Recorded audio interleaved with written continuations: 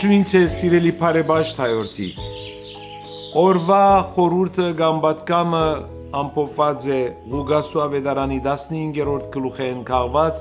18-րդ համարի մեջ։ Հայր մեղահերգինս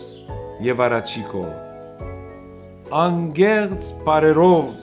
մեր սրտի զգացումները գարակենք առաստված, ապա այս նույն րոպեին եւ այդ մենք կաբրինք հոգևոր վերածնունդը, որովհետև մեր ու արարիչն Աստծո միջև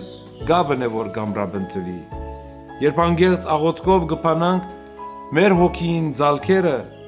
եւ ներքին փափակը, չերմ փափակը գունենանք ընդունելու Աստծո շնորհն ու իմաստությունը։ Այս է նաեւ ամբողջ նպատակը մեծ պահքի հոգևոր ճանապարհորդության։ Սիրելի բարեբաշտ հայրենիք, շարունակենք մեծ պահքի հոգևոր ճանապարհության ընթացքին մեր աղոթքի կյանքը, մեր բահեցողությունը, մեր հոգևոր սերտողությունները, որովհետեւ մենք կարողանանք նաեւ հոգևորապես պատրաստ ըլլալ այն հրաշալի օրվան, երբ պիտի դոնախմբենք Քրիստոսի փառավոր հարությունը։